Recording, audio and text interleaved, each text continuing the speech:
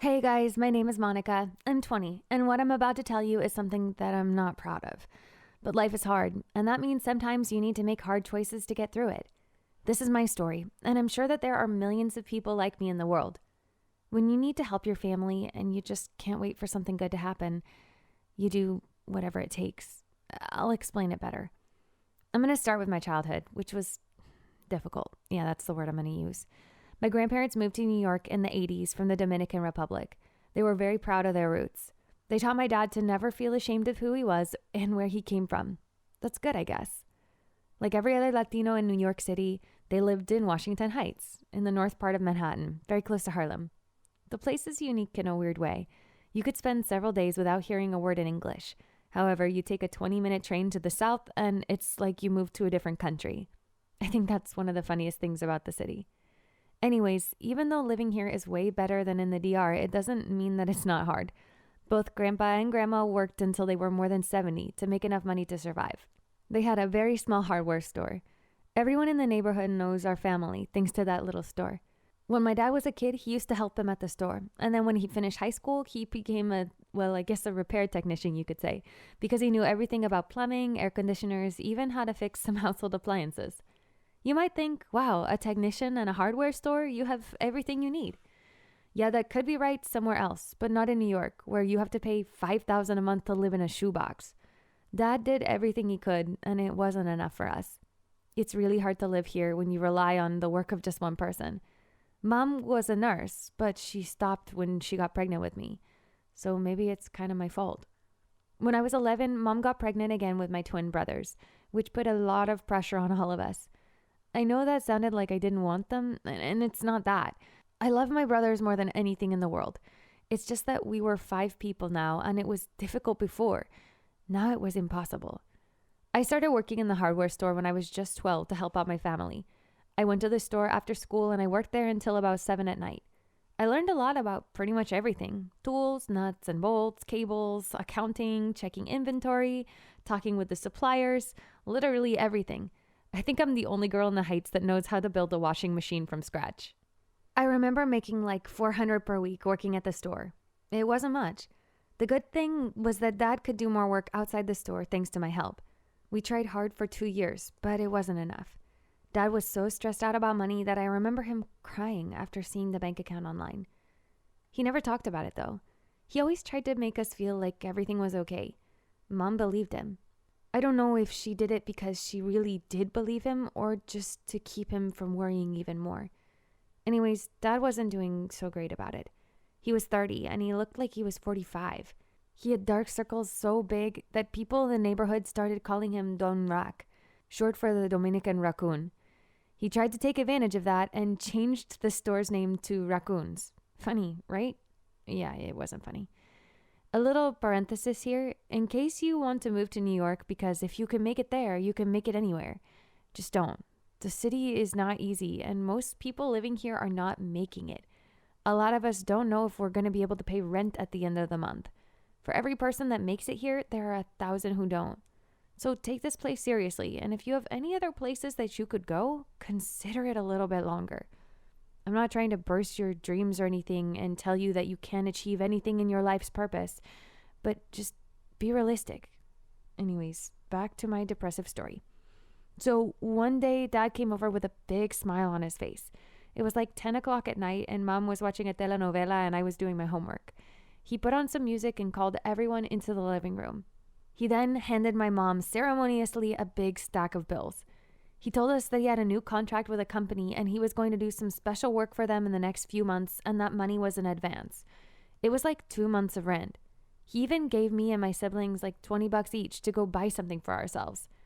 At this time, I was 17. We were all super happy about it, but something just didn't feel right. Time passed, and for the next few months, we were all having a good time. Dad's job gave us enough money to remodel the house. We painted the whole apartment, bought a new TV, and even a Nintendo Switch for my little brothers. We were having a good time. Dad hired someone to do the work at the store so I could focus on my school. And at that time, I wanted to get a scholarship to NYU. I know that there's a lot of memes online about that university, but for me, I really wanted to go there. No member of my family had ever gone to college, and NYU would let me be close with my family. That was priceless for me. I could stay at home and save money, and that was my plan. I remember the last day I saw my dad. I was arriving home after school. The police were taking him handcuffed into a patrol car. My mom was crying and screaming from the window of our apartment. I couldn't believe what was happening. Dad and I crossed glances, and he yelled out to me that everything was going to be fine.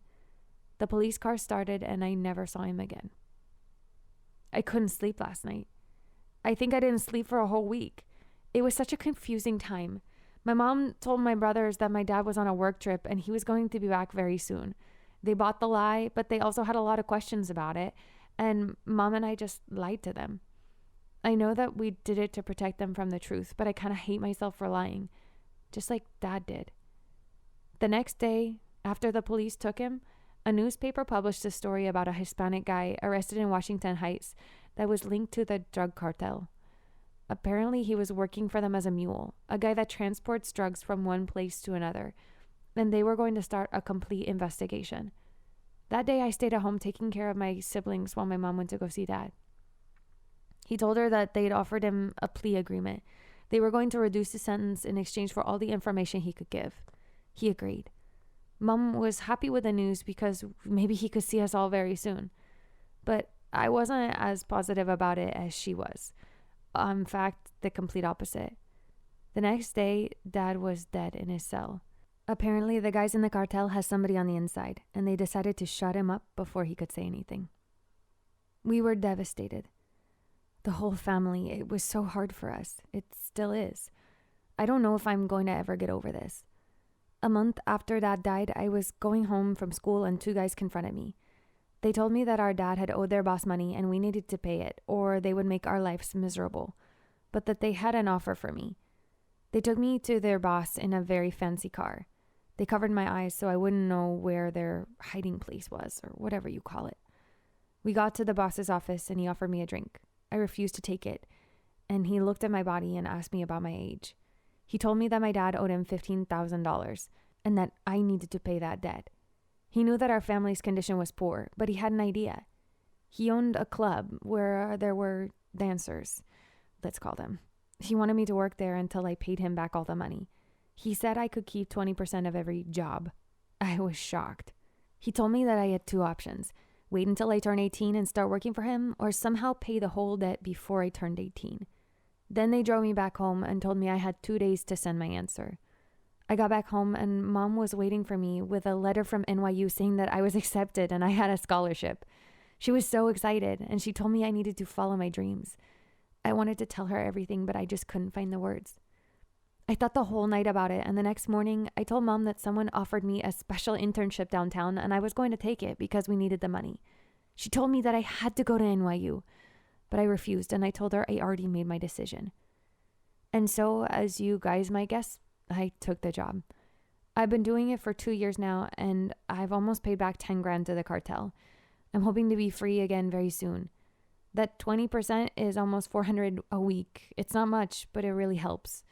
My mom started selling cakes and cookies in the neighborhood, and that little bit of side money also helps. We're doing the best we can. Every night I come home and I just want to cry. I hate myself for accepting the job. I have nothing against sex workers, the ones who do it because they're wanting to do it, but I don't want to. I want to be free and to be able to tell my mom everything, but I can't. I don't want her to worry, and I don't have the strength to actually say the words. Maybe when it's all finished, I will have the guts to tell her. But yeah, that's my story. Please don't judge me. I just wanted to tell this to someone else to free myself a little bit. I know there's not really a happy ending here, but not yet at least. Anyways, thanks for watching.